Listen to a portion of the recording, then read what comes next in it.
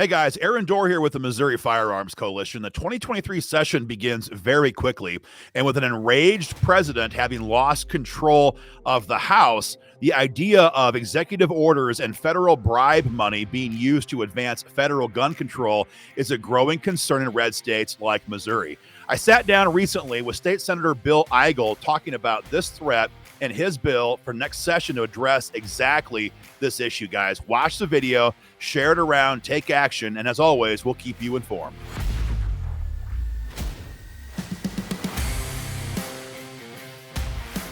All right, folks, well, session begins very, very quickly here in Jefferson City, and everyone knows the fight for gun rights. It's always hot in Missouri because Missouri has more gun owners per square mile than perhaps any state in the country. We're happy today to be joined by State Senator Bill Eigel, who has been leading the fight for gun rights here in Jeff City for a long time. Bill, thanks a lot for your time today. We appreciate you being on the show. You bet. Happy to be here, man. Thanks for having me.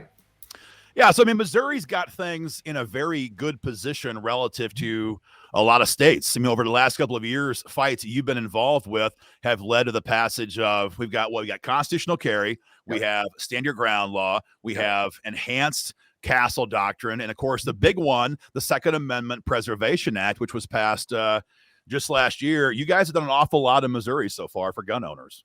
Yeah, you bet. And I think that, protection of the Second Amendment, that's one of the reasons that Republicans came to power in the state of Missouri back in the early 2000s. If you recall, Aaron, Missouri used to be a very blue state. But what Missouri voters found out and citizens found out is that there came a point in the 80s and the 90s where folks that appreciated and wanted to defend their Second Amendment rights really had no place in the Democratic Party. That was one of the main drivers that actually moved Missouri from being a blue state to then a purple state and now a very bright red state. So we've done a good job so far of legislators going down to Jefferson City and making sure that we're doing everything we can possibly do to protect the Second Amendment. And you just listed off a lot of them there: constitutional carry, the Second Amendment Preservation Act. I got a chance to vote on that just a couple of years ago with my colleague, soon-to-be Congressman Eric Burleson. But that's right. There's still a few more things that we can do, and we're being aggressive about it.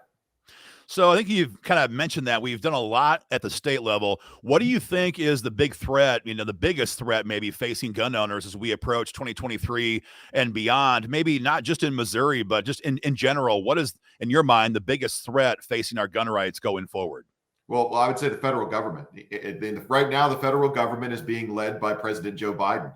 And Joe Biden has made it very clear that he has no respect for the Second Amendment, that he has no respect for the reality that the Second Amendment is what is the foundation and basis and holds up all the other rights that are granted to us by God.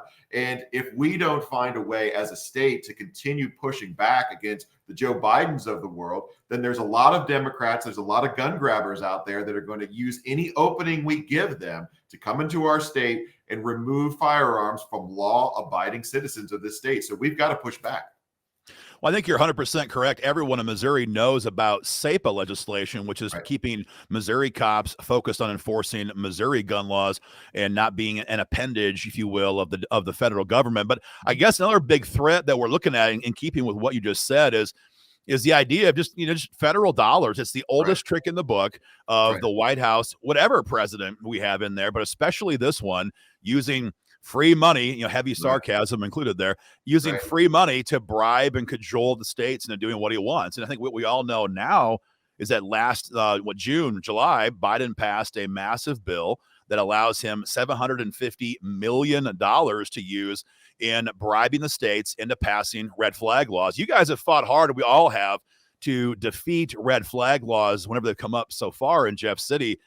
But it is a new dynamic now with Joe Biden having the power to flash, who knows, 30, 40, 50, $60 million into a red state. We're in new times now. You're spot on there. And, and this problem of the federal government using printed and borrowed money to that they get the states addicted to, local areas addicted to generate certain behaviors the federal government wants to see. This is the latest threat that we're dealing with. So now what they're doing is they're offering federal dollars, some of which have been borrowed from China or who's coming from who knows where. Or our grandchildren.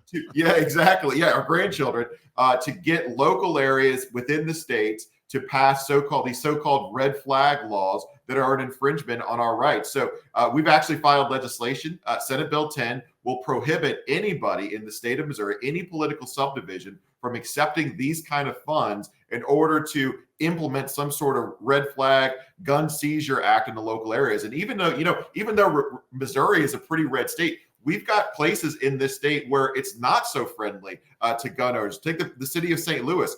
The city of St. Louis right now is doing everything they can to take the rights of lawful abiding citizens who want to own a firearm. In fact, some of my Democratic colleagues have already filed legislation for this upcoming session that are going to require you to have a concealed carry permit just for owning a firearm in the city of St. Louis. So the attack never ends. And if these jurisdictions can get their hands on more federal money that are coming from Joe Biden that are just going to help them grab guns, they're going to do it. So our role as the state is to stand in the way of the Joe Bidens of the world and all the other gun grabbers, the liberal gun grabbers, and say, nope, we're not going to do that in Missouri. We're not going to give you a path to get into our communities and our neighborhoods and enforce this kind of infringement on the Second Amendment. So we've always got to be vigilant, and that's what we're trying to do. Well, I think what you mentioned is not new to anybody in Missouri, but maybe for those who are watching from outside the state, this growing dynamic of cities just flaunting the authority of the General Assembly and giving you guys the middle finger effectively and saying, we're the biggest, population base in the state. We're going to do whatever the heck we think is best. The hell with you. And we've seen that a lot in 2020 and 2021 with the COVID lockdowns and the mandates, all kinds of other issues.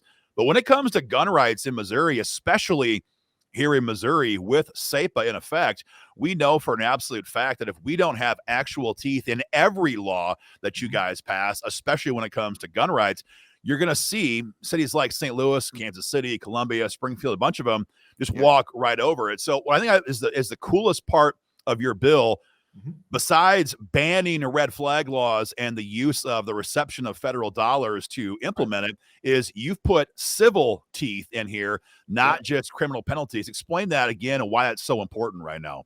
Well, because it hits them where it hurts them the most, Aaron, and that is it takes the money.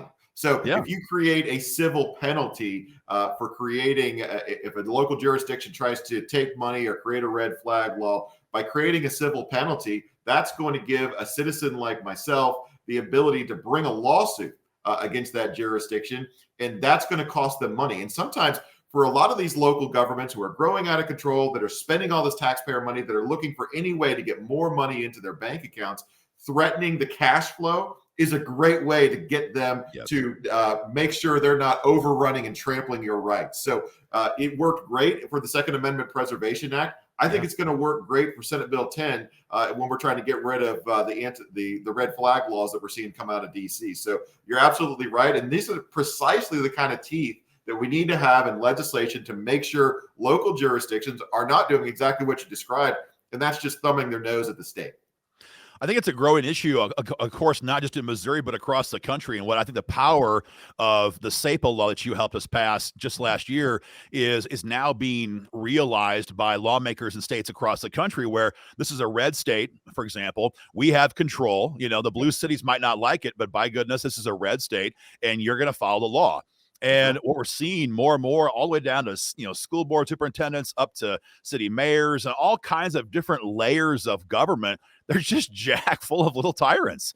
And the power that we have in Missouri to enforce SAPA and the same power you're using now in SB 10, and that is the tool I think that's available to us as citizens going forward. Like you said, you hit them where it hurts. And if a county prosecutor will not do their job, we are bypassing those people, bypassing the Kim Gardners of the world, and saying the power is in the hands of the people. I think you nailed it on that.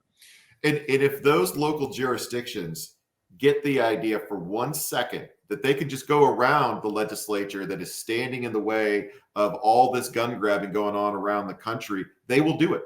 They will not hesitate because they actually have a double motivation. For the liberal politicians that are in charge of places like St. Louis City, not only can they get around the Republican supermajorities in Jefferson City, but then they can go straight and get dollars from their allies in Washington, D.C. to implement the kind of policies that quite frankly are devastating to areas like St. Louis City. And this could be related to the issue of guns, but really the unwillingness of those leaders in places like St. Louis City to defend the rights of their people are devastating for that area. People are leaving St. Louis City because that's not the kind of world they want to live in. So it's not our safe. message of defending rights is great, not just for St. Louis City, but it's great for everybody in the state of Missouri. So we're going to continue to protect rights. We're going to continue to stand in the gap. And this is what we got to do.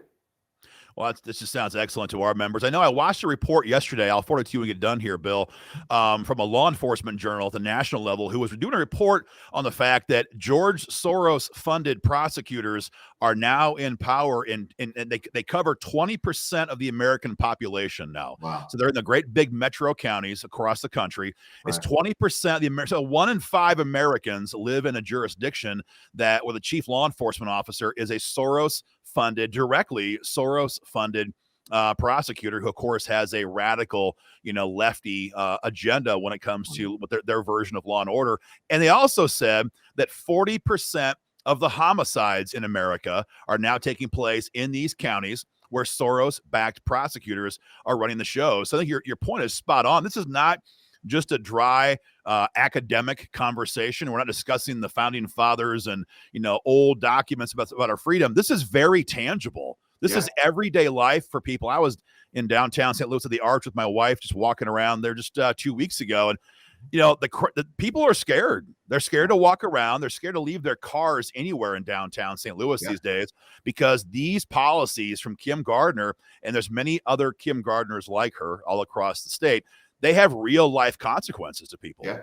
Well, take Kim Gardner as a great example, Aaron. She not only is refusing to prosecute criminals, she's actively using her leftist agenda to go after law-abiding citizens. Exactly. And so that is the world that they want to enforce upon the rest of the state of Missouri. It's not working in St. Louis City as people continue to leave that area. It's devastating economically speaking. It's devastating for the rights of the citizens that are still there. But they want to actually bring that to all the other areas that are doing a little bit better in the state of Missouri. So I didn't realize that the percentage of the population under a Soros-funded prosecutor has gotten that high, but that's very troubling. But it again reemphasizes why it's so important that our leadership in Jefferson City is constantly on the lookout of different avenues that the federal government might try to come in here, as long as it's being led by a Joe Biden, or just looking for different ways to protect our rights. So we've got to stay vigilant.